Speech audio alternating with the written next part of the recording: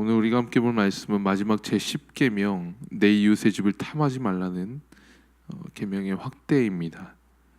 그래서 내 이웃의 집을, 즉 내 이웃의 소유를 탐하지 말라는 그런 계명의 확대임을 우리가 기억하고 함께 보았으면 좋겠는데, 이웃의 집을 탐하지 말라는 이 말씀이 이웃의 소유를 단순히 부러워하고 또는 탐하는 것을 넘어서 그들의 삶의 어느 영역까지 또한 넓어지고 적용되었는지, 또 그렇게 하나님께서 말씀하셨는지 함께 보았으면 좋겠습니다. 오늘 본문을 나아가기 위해서는 먼저 뒤쪽의 핵심 구절을 함께 읽고 또 그것을 이해한 후에 앞에 구절을 함께 읽으면 더 쉽습니다. 그래서 먼저 이 시간 17절부터 19절까지의 말씀을 먼저 읽고 나눈 후에 함께 앞절의 순서로 나가도록 하겠습니다. 함께 17절부터 19절까지 함께 먼저 읽도록 하겠습니다. 너희는 애굽에서 나오는 길에 아말렉이 내게 행한 일을 기억하라. 곧 그들이 너를 길에서 만나 내가 피곤할 때 내 뒤에 떨어진 악한 자를 쳤고 하나님을 두려워하지 아니하였느니라. 그러므로 내 하나님 여호와께서 내게 기업으로 주어 차지하게 하시는 땅에서 내 하나님 여호와께서 사방에 있는 모든 적군으로부터 내게 안식을 주실 때에 너는 천하에서 아말렉에 대한 기억을 지워버리라. 너는 잊지 말지니라. 아멘. 오늘 말씀에 제가 생각하는 핵심은 이 18절에 있는 하나님을 두려워하는 것이지 않을까 저는 생각합니다. 하나님을 두려워하는 것, 곧 하나님을 경외하는 것이 오늘 본문의 핵심이자 또한 10계명의 핵심이지 않을까 저는 또한 생각합니다. 먼저 17절에 19절의 말씀은 이스라엘이 이전에 하나님의 건지심으로 애굽에서 구원되어서 광야의 길로 나오게 될 때 아말렉과의 전투를 기억하게 하고 있습니다. 아말렉과의 전투에 대해서 이스라엘은 노예에서 벗어난 지 얼마 되지 않았을 때였습니다. 홍해를 가르고 애굽의 군대로부터 허겁지겁 벗어나 광야길에 들어선 지 얼마 안 돼요. 이스라엘이 지칠 대로 지쳤을 때에 그때 아말렉은 이스라엘을 공격하였습니다. 게다가 그 공격 대상은 뒤에 떨어진 약한 자들이었습니다. 여기서 뒤에 떨어진 약한 자들은 주로 광야길에서 본대의 속도를 따라가지 못했던 뒤에 처져 있던 노인과 아이들의 확률이 굉장히 높습니다. 하나님께서는 이스라엘에게 지켜야 할 법에 대해서 말씀하실 때 항상 약자에 대한 배려를 말씀하셨습니다. 이스라엘 안에 노인과 과부와 고아들이 늘 굶지 않도록 그들을 위한 법을 주셨던 하나님이십니다. 약한 자들을 보호하시고 그들이 일상적인 삶을 누릴 수 있도록 함께 보호하셨던 하나님이십니다. 그런데 아말렉은 이런 약한 자들을 치는 악한 행위를 저지른 것입니다. 하나님께서는 이러한 행위를 하는 아말렉을 향하여 하나님을 두려워하지 않는 자들이라고 여기셨고 분노하셨습니다. 애굽 땅에서 이스라엘을 구원하신 분이 하나님이심이 이미 온 족속에게 소문으로 들어 알고 있을 텐데도 불구하고 아말렉 족속은 그 하나님을 두려워하지 않고 이러한 악한 행위를 벌인 것입니다. 그들은 후에 어떻게 되었습니까?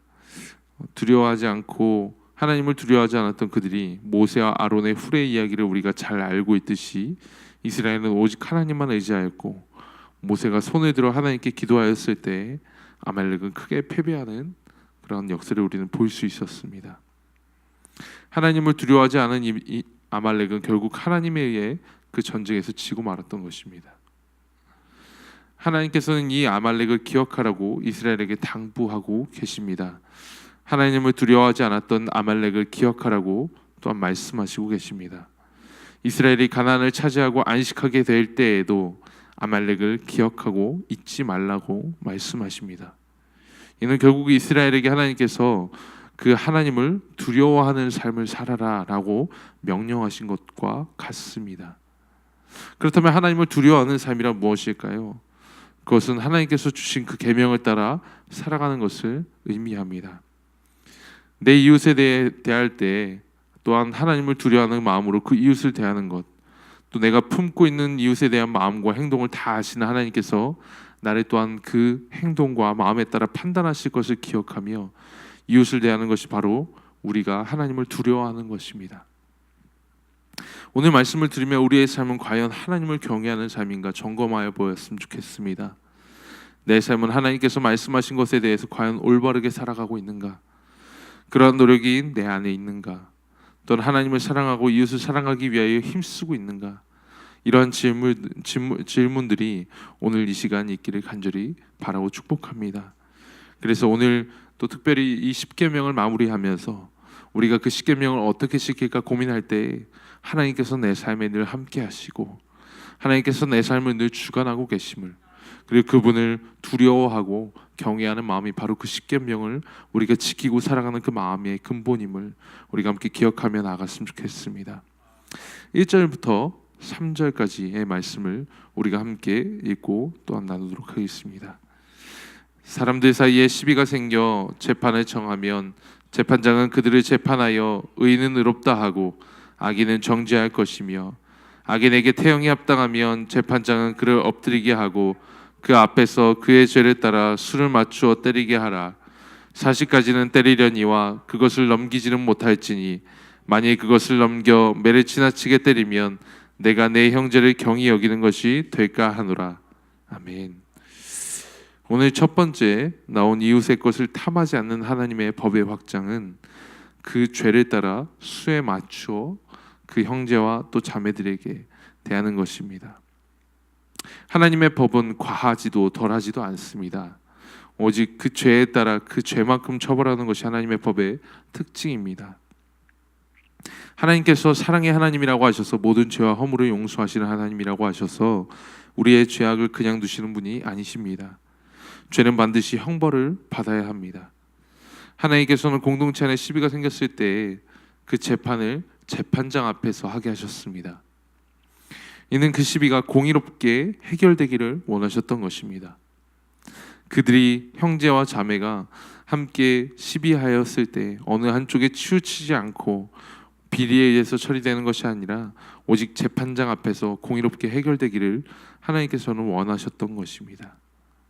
하나님의 법은 참으로 공의로운 것 같습니다. 이런 공의를 따라 죄인과 의인이 판단되어지고 그 죄인이 태형에 처했을 때 그 죄인은 자신이 잘못을 범한 사람 앞에서 그의 죄만큼 맞게 되어 있었습니다. 왜 하나님께서는 이렇게 하셨을까요? 그것은 그 죄인으로 하여금 자신이 잘못한 사람에 대해 생각하게 하고 자신의 죄를 뉘우치게 하는 장치였습니다. 여기서 태형은 그냥 매질이 아닙니다. 한 대 맞으면 바로 죄가 실토되어질 정도로 상당히 무서운 형벌입니다. 어느 주석에 의하면 태형을 맞으면 바로 그 배설물을 흘릴 정도로 아프다고 기록되어 있습니다. 태형을 40대 맞으면 성인 죽을 수도 있다고 또한 적혀 있습니다.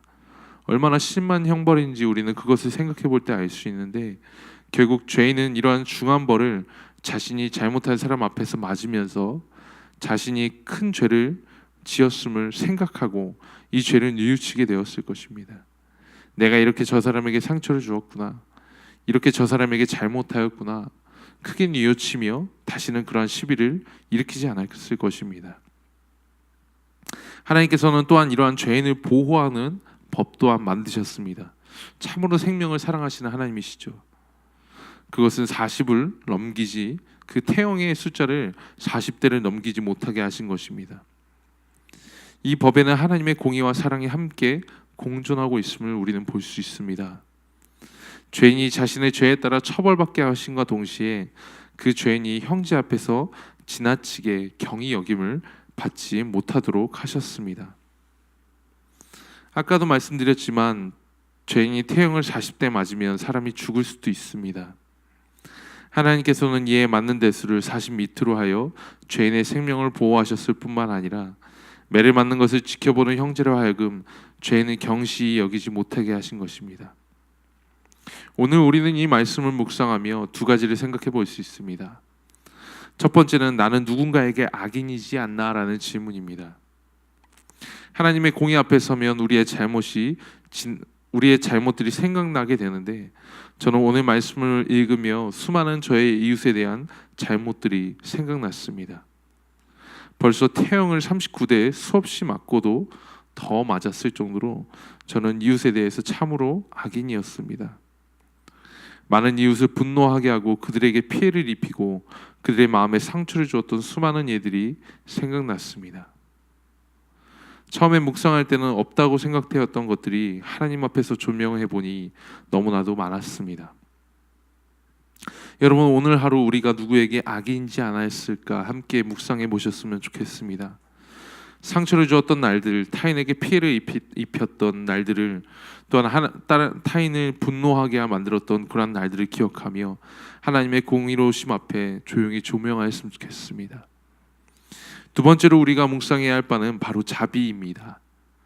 3절에 매를 맞는 형제 앞에 있는 의인에게 경히 여김을 받지 않게 하기 위해서 하나님께서 자비를 베푸신 것을 우리는 또한 기억해야 합니다. 우리에게 잘못을 범한 형제와 또 자매들을 기억하며 우리는 그들을 향해 지나친 처벌을 바라지 말아야 합니다. 물론 우리의 마음을 아프게 하고 우리의 소유를 잃게 하고 우리에게 피해를 끼쳤던 그들을 향해 벌을 받게 하는 것은 맞습니다. 그러나 그들이 그 벌로 하여금 그 생명을 잃게 하고 또한 그 벌이 너무나도 과중되어서 그들이 생명을 잃을 정도로, 그들이 경시 보일 정도로 하여서는 안 된다고 오늘 말씀을 통해서 우리에게 하나님께서 말씀하고 계십니다.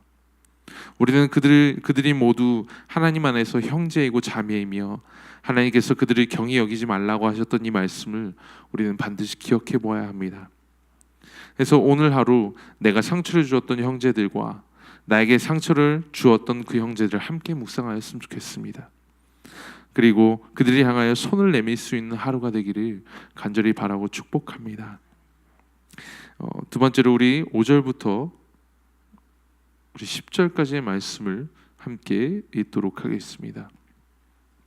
형제들이 함께 사는데 그 중 하나가 죽고 아들이 없거든 그 죽은 자는 아내는 나가서 타인에게 시집가지 말 것이요 그의 남편의 형제가 그에게로 들어갔어 그를 맞이하여 아내로 삼아 그의 남편의 형제된 의무를 그에게 다 행할 것이요 그 여인이 낳은 첫 아들이 그 죽은 형제의 이름을 잊게 하여 그 이름이 이스라엘 중에서 끊어지지 않게 할 것이니라.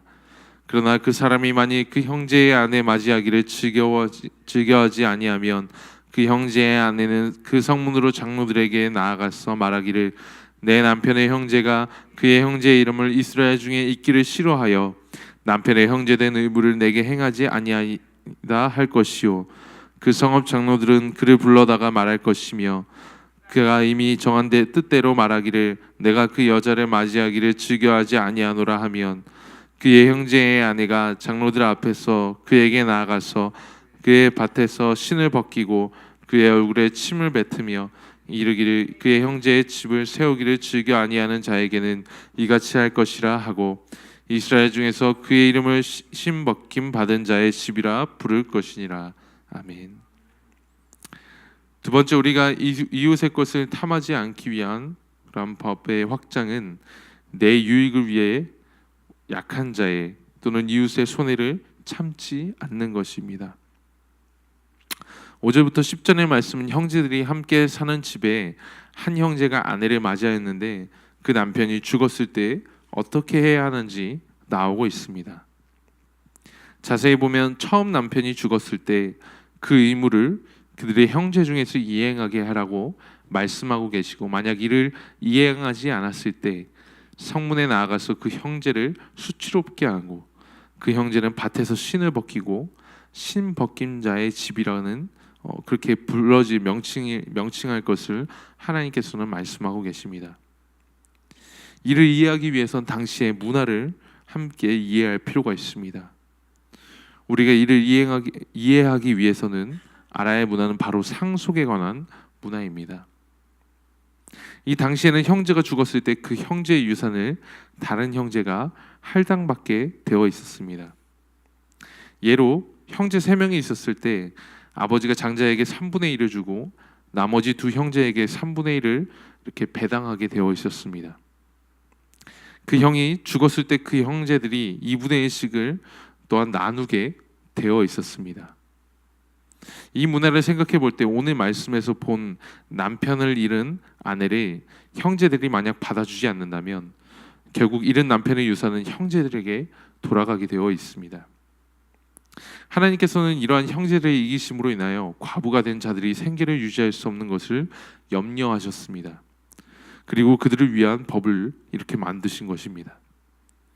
그것이 바로 이러한 형제들이 성문에서 장로들과 함께 심판하여 신을 벗겨 수치를 주고 신 벗김 받은 자의 집이라는 칭함을 주는 것인데, 여기서 신 벗김 받은 자란 곧 상속을 포기한 자, 상속을 받을 수 없는 자를 의미하고 있습니다. 그들은 결국 신 벗김 받은 자의 집이라는 명칭을 받았을 때 그 아버지의 유산을 상속하지 못하게 되는 그러한 법입니다. 결국 남편이 죽었을 때 형제들에게 그 아내의 남편의 의무를 하게 하신 것은 과부가 되어 생계를 유지하지 못하게 될 아내들을 보호하기 위한 그러한 법이었던 것입니다. 이 당시 이스라엘이 남자 중심의 사회였던 것을 생각해 볼 때 이 법은 상당히 평등적이고 또 내 유익을 위해 약한 자의 손해를 참지 못하게 하는 하나님의 지혜로운 법이었음을 우리는 볼 수 있습니다. 최근에 미투 운동을 통해 우리 사회가 참으로 남성 중심이었음을 많이 보게 하셨고, 또 약한 자들이 유익을 탐하는 자들에 의해 손해를 보고 궁핍에 처해지는 상황이 많았음을 우리는 사회 안에서 볼 수 있었습니다. 우리는 오늘 말씀을 보며 이러한 사회 현실 속에서 하나님의 공의가 임하기 위하여 우리가 많은 노력을 해야 한다는 것을 우리는 알 수 있습니다. 하나님의 공의는 평등적이고 약한 자를 보호하며 있는 자가 자신의 유익을 유지하기 위하여 약한 자의 손해를 참지 못하게 합니다. 우리는 이러한 하나님의 법이 이 사회에 임하게 하기 위하여 부단히 노력해야 할 것입니다. 우리의 이웃에 있는 약한 자들이 더 이상 자신들의 소유를 지키기 위하여 피해받지 않도록, 우리의 사회가 하나님 안에서 평등되어질 수 있도록 날마다 힘쓰는 우리가 되어야 할 것입니다.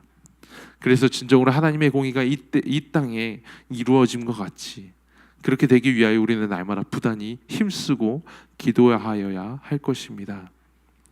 이 시간 11절부터 16절의 말씀을 함께 또한 읽도록 하겠습니다.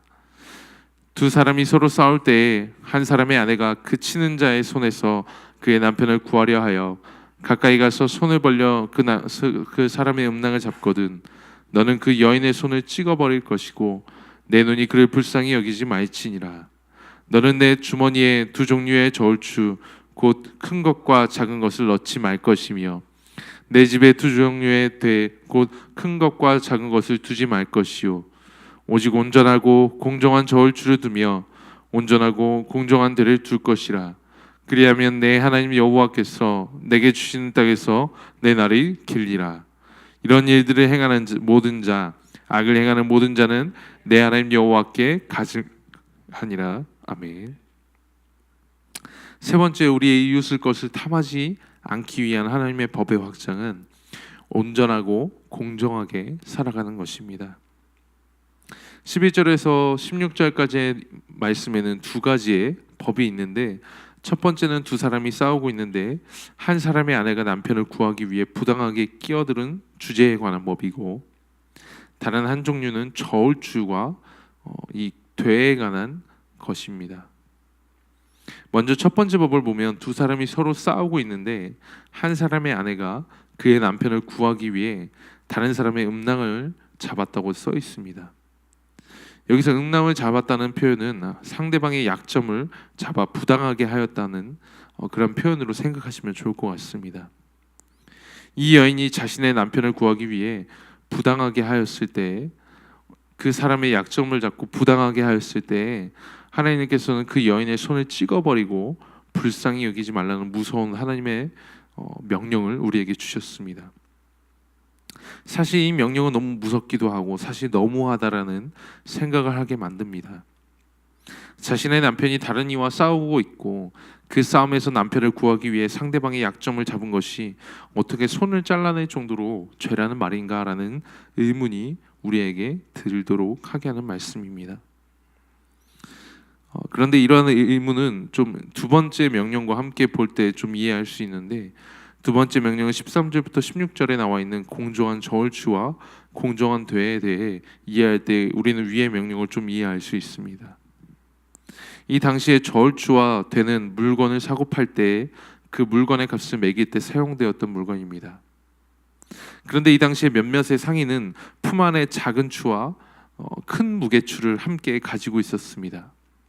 그리고 그들은 물건을 살 때에는 작은 추를 내밀어서 물건의 값이 적게 나가게 하고, 물건을 팔 때는 큰 추를 내밀어서 값을 많이 나가게 이렇게 팔았던 그들이 그렇게 하여 이익을 취하였다는 것을 우리는 생각해 볼 수 있습니다. 그래서 서로 다른 무게의 추를 가지고 있었던 것이죠. 그래서 하나님께서는 이러한 상인을 비판하고 계신데, 오직 온전하고 공정한 저울추를 사용하라고, 그리고 공정한 되를 사용하라고 말씀하고 계십니다. 하나님께서 말씀하시는 공정과 온전함의 속도가 바로 여기에 있음을 우리는 확인해 볼 수 있습니다. 하나님의 공정과 온전함은 바로 지극히 온전하고 공정한 것을 이야기합니다. 마치 그 저울이 수평을 이룬 것과 같이 나에게도 또한 타인에게도 어느 유익을 바라지 않고 하나님 앞에서 온전한 것이 바로 하나님의 법입니다. 이러한 시각에서 위에 나온 남편을 위해 뛰어드는 여인을 생각해 볼 때, 이 여인은 남편을 위해서이지만 상대방의 약점을 잡은, 즉 무언가를 불의한 방법을 통하여 남편의 편을 들거나 남편을 구출하는 방법을 취했다는 것을 우리는 알 수 있습니다. 여러분, 하나님의 공의는 이웃에게만 해당되는 것이 아니라 바로 나에게 해당되는 원리임을 우리는 기억해야 합니다. 하나님의 공의의 잣대는 나에게, 또 내가 사랑하는 그 사람에게 행동하는 나에게 적용되어야 하는 원리입니다. 오늘 말씀은 바로 그러한 부분을 이야기하고 있는 것입니다. 그런데 사실 우리는 이 말씀을 볼 때 우리가 사회에서 이렇게 공의롭게 살려고 하면 과연 살 수 있을까 하는 의문을 품게 합니다. 상인이 자신의 이익을 위해 행동하지 않고 공의롭게 행동한다면 그 상인이 과연 돈을 벌 수 있고 그 생계를 유지할 수 있을까라는 의문을 또한 품게 합니다. 저 또한 사실 이 말씀을 쉽게 적용되지 않았습니다. 나에게 이익을 위해 살지 않는다면, 하나님의 공의를 따라 살아간다면 하루도 살기 힘들지 않을까라는 그러한 돌이킴과 또 그러한 의문들이 제 안에 많이 있었습니다. 많은 회사 가게들이 문을 닫게 되지 않을까, 그리고 많은 이들이 공의롭게만 산다면 정말로 그들이 하루하루를 살아갈 수 있을까라는 그런 생각이 제 안에서 없어지지 않았습니다. 학부 때 사실 제 전공은 신학이 아니라 산업공학과 부전공이 경영학이었습니다. 경영학에서는 이 극대화가 기업의 가장 큰 목표임을 생각해 볼 때 이 말씀은 또한 말이 사실은 되지 않는다고 자꾸 생각이 들었습니다.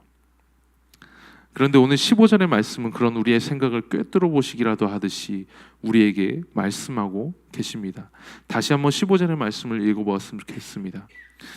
오직 온전하고 공정한 저울추를 두며 온전하고 공정한 되를 줄 것이라. 그리하면 내 하나님 여호와께서 내게 주시는 땅에서 내 날이 길리라. 아멘. 그리하면 여호와께서 내게 주시는 땅에서 내 날이 길리라 라는 이러한 약속은 하나님께서 우리가 이 땅에서 공의를 따라 살아갈 때 우리의 날이 길리라는 것을 약속하고 계십니다. 신실하게 약속을 지키시는 하나님의 말씀을 따라 우리가 공의롭게 살아갈 때 하나님께서는 우리에게 생명을 약속하셨습니다. 그분의 공의를 따라 이 땅에서 그렇게 주님의 공의가 이 땅에서 임하도록 신실하게 살아갈 그 자들을 향하여 하나님께서는 이렇게 약속을 우리에게 주고 계신 것입니다. 신실하신 하나님의 약속을 따라 우리 하루하루를 공의롭게 살아갔으면 좋겠습니다. 그분의 공의가 이 땅에서 임하실 수 있도록 우리가 먼저 행하며 살았으면 좋겠습니다. 오늘 하루 그러한 노력이 우리의 삶에 있기를 간절히 또한 축복합니다. 말씀을 정리하겠습니다. 오늘 우리는 이웃의 소유를 탐하지 말라는 10계명의 마지막 계명의 확장을 우리는 보았습니다. 첫 번째로 이웃과의 관계 속에서 죄인은 그 죄대로 처벌을 받되 지나친 형벌을 피하여 그 죄인으로 하여금 의인 앞에서 수치를 당하지 않게 하라고 말씀하셨습니다. 둘째로는 내 이익을 위하여, 내 유익을 위하여 궁핍에 처할 자들의 위기를 참지 말라고 또한 말씀하셨습니다. 마지막으로 하나님의 공의를 따라 이 땅에서 온전하고 공정하게 살라고 말씀하셨습니다. 그리고 이 모든 말씀을 하나님께서는 하나님을 두려워함으로 하나님을 경외함으로 지키라라고 말씀하셨습니다. 오늘 이 말씀을 묵상하며 우리는 하나님의 공의 앞에 서는 하루가 되어야 합니다. 나는 이웃에게 하나님의 공의를 따라 행하고 있는가? 누군가에게 나는 악인이지 않을까? 또는 나에게 잘못한 사람을 향해 너무 지나친 처벌을 바라고 자비를 베풀지 않는 것은 아닌가? 내 유익을 챙기기 위하여 누군가의 위기를 외면하고 있지 않는가? 하나님의 공의를 이 땅에서 실천하기 위해서 온전하고 공정하게 나는 하루하루를 살아가고 있는가? 이런 질문들이 오늘 하루 계속하여 이렇게 품어지고 또한 묵상되어지며 하나님 안에서 조명되어지는 오늘 하루이기를 간절히 축복합니다. 이 시간 함께 기도하도록 하겠습니다.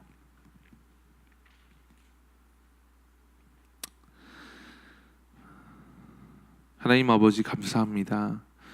우리가 주님의 신명기 법전을 함께 보며 주님께서 우리의 삶에 주신 그 법률들을 우리가 함께 보았습니다. 오늘 특별히 마지막으로 보았던 내 이웃의 것을 탐하지 말라는, 내 이웃의 소유를 탐하지 말라는 그러한 계명의 확정을 우리가 삶 속에서 어떻게 적용할까 하나님께서 말씀하신 말을 또한 들었습니다. 하나님, 이 사회는 너무나도 물질 만능주의고 그러한 사회 속에서 자란 우리는 주님의 법보다 이 사회의 현실 속에서 나아가는 그 법이 더욱더 익숙할 때가 더욱더 많습니다. 이 삶에서 다른 이들이 살아가는 것처럼, 하나님을 믿지 않는 자들이 살아가는 것처럼 그저 물질 만능주의로 살아가고 이웃의 것을 탐하며 나의 유익을 위해 살아가는 것이 사실 우리에게는 더욱더 편하고 우리에게 그것이 더욱더 유혹되어질 때가 많습니다. 그러나 하나님께서는 그러한 우리에게 하나님을 두려워하는 마음으로 그 이웃을 향하여 공의롭게 살아가고 또 이 땅에서 하나님을 두려워하는 마음으로 그러한 공의를 추구하며 살라고 우리에게 말씀하셨습니다. 하나님, 우리가 그 말씀대로 살아갈 수 있도록 인도하여 주시옵소서. 첫 번째는 하나님께서 얼마나 크시고 놀라우신 분이시며 우리를 얼마나 큰 손으로 구원하셨던 하나님이신지 우리가 알게 하시고 그 하나님을 두려워하고 그 하나님을 경외하는 마음으로 하루하루를 살아갈 수 있도록 인도하여 주시옵소서. 그 하나님을 두려워하는 마음을 품고 살아갈 때에 단순히 하나님에 대해서만이 아니라 나의 이웃과 나의 주변 사람들을 위해서, 내 이웃의 형제와 또 자매들을 위해서 내 삶의 터에 밟고 살아가는 그 모든 사람들을 대함에 있어서 하나님을 경외하는 마음과 하나님을 두려워하는 마음으로 그들을 대할 수 있도록 인도하여 주시옵소서. 갑으로서 살아가지 아니하게 하시고, 아버지 하나님, 이 땅에서 누군가를 향하여 을로서 섬기는 자로, 그렇게 하나님을 두려워하는 자로 살아가기를 결단하는 우리들이 될 수 있도록 인도하여 주시옵소서. 하나님, 그렇게 정말 이 땅에서 사단의 유혹대로 사는 것이 아니라 하나님의 뜻을 따라 우리가 섬기며 살아갈 때 진정으로 하나님의 제자라 일컬음을 받는 자들이 될 줄을 믿습니다. 그렇게 되기를 사모하고 그렇게 되기를 바라며 그렇게 되기를 날마다 추구하고 노력하는 자들이 될 수 있도록 주님 인도하여 주시옵소서. 이 땅에서 작은 예수로서 살아가기를 힘쓰고 하나님의 말씀대로 살아가기 위하여 힘쓰는 자들이 되게 하여 주시옵소서. 그래서 이 땅에 주님의 나라가 임하기를 간절히 하루하루를 사모하는 우리 되게 하여 주시옵소서. 우리는 그렇게 살아갈 힘이 없사오니 주님의 성령의 하나님, 우리의 삶을 채우시고 우리에게 우리의 마음과 우리의 생각을 채우셔서 오늘 하루 그렇게 살아갈 수 있는 우리가 될 수 있도록 주님 인도하여 주시옵소서. 하나님, 이 40일 성전기도회를 계속해서 지나가며 이 성령 강림절을 계속해서 지나가며 날마다 주님의 성령과 친밀해지는 우리가 되게 하여 주시옵소서. 주님의 성령의 하나님이 우리의 삶과 우리의 모든 영역을 다스리게 하시고, 하나님, 우리가 우리의 생각과 우리의 정말 그 자아로부터 내려와서 하나님의 그 성령의 하나님께서 우리의 생각과 우리의 모든 삶을 주관하시는 경험을 우리가 이 기간 할 수 있도록 주님 인도하여 주시옵소서. 정말 예수 그리스도를 닮아가는 이러한 기간이 되게 하게 하시고 날마다 주님 앞에 기도하기를 힘쓰며 아무래도 어떤 작은 일까지도 주님 앞에 고하며 그것을 하나님께 뜻을 구하는 아무래도 그러한 우리들이 될 수 있도록 주님 인도하여 주시옵소서. 주님의 성령이 내 마음을 넘쳐서 아무래도 우리의 삶과 우리의 모든 영역까지 뒤덮는 그런 역사하심이 우리 모든 동탄 꿈의 교회 성도님들 삶에 있을 수 있도록 인도하여 주시옵소서. 하나님, 이 시간 또한 우리 희강이와 또 7명의 친구들을 위해서 중보합니다. 하나님, 주님께서 희강이를 낳게 하셨으나 그 7명의 친구들을 향해서 또한 어떠한 뜻을 품고 계신지 우리는 감히 상상해 보지 못합니다. 주님, 그러나 우리는 그들을 위해서 기도하고 중보합니다. 하나님께서 또 희강이를 낳게 하셨던 것처럼 그 7명의 친구들을 낳게 하시리라는 그런 믿음 가운데서 우리는 중보하겠습니다. 그러나 반드시 기억해야 될 것은 모든 생명을 주관하고 계신 하나님께서 그들을 향해 어떠한 뜻과 어떠한 마음을 품고 계신지 우리는 그 하나님을 두려워하고 하나님을 경외하는 마음을 또한 품어야 될 줄을 믿습니다. 하나님, 그러나 우리는 그들을 사랑하는 마음으로 날마다 기도합니다. 주님, 그들이 그러한 병마로부터 능히 나올 수 있도록 인도하여 주시옵소서. 희강이를 낳게 하셨던 하나님께서 그 7명의 친구들을 낳게 하시고 아버지, 그 7명의 친구들의 삶 가운데서도 거하셔서 그들이 하나님을 경험할 수 있도록 인도하여 주시옵소서. 자비를 베풀어 주시옵소서. 주님, 우리가 그렇게 간절히 소망하고 원합니다. 인도하여 주시옵소서. 하나님, 우리 사역자들과 또한 우리 담임 목사님을 위해서 또한 기도합니다. 우리 담임 목사님 날마다 주님 앞에서 거룩하게 하여 주시옵소서. 주님의 성령으로 날마다 깨어있게 하여 주시옵소서. 이 마지막 세대 정말 유혹당하기 쉽고 정말 흔들리기 쉬운 이 땅에서 정말 하나님의 뜻대로 날마다 살아가기 위해 힘쓰는 우리 사역자들과 우리 목사님과 우리 동탄 꿈의 교회 성도님들 될 수 있도록 인도하여 주시옵소서. 특별히 우리 담임 목사님 날마다 하나님 앞에 대면하게 하시고 하나님의 성령으로 날마다 충만하게 하셔서 하나님 그 영역이 날마다 배하여지는 그런 우리 담임 목사님 될 수 있도록 인도하여 주시옵소서. 마지막 세대까지, 마지막 때까지 주님 사용하시고 정말 이 동탄 꿈의 교회가 주님의 제자 2,000명을 양육하고 기르고 파송하는 그러한 교회로서 나아갈 수 있도록 주님 인도하여 주시옵소서. 하나님, 오늘 특별히 지방선거가 있는 날입니다. 하나님, 이 모든 선거의 좌지우지는 오직 하나님께만 있음을 우리가 고백합니다. 이 결과가 우리는 어떤 것인지는 모르나 우리는 고민하고 또 하나님께서 이 나라를 우리에게 맡기셨음을 기억하며 그러한 은혜 가운데 또 그러한 두려움 가운데 또 그러한 경외 가운데 우리는 투표하겠습니다. 그 결과를 오직 하나님께서만 주관하여 주시옵소서. 그리고 하나님의 공의와 하나님의 정의가 또는 하나님의 평화와 하나님의 사랑이 이 땅 위에 임할 수 있는 그러한 결과로 우리를 인도하여 주시옵소서. 하나님, 그 모든 결과에 우리는 순복하고 우리는 아버지 주님께 순종하겠습니다. 하나님, 반드시 주님께서 주관하시고 모든 하나님의 정의와 하나님의 나라가 임할 수 있도록 주님 인도하여 주시옵소서. 하나님, 감사와 찬양을 드리며 주 예수님의 이름으로 기도합니다. 아멘.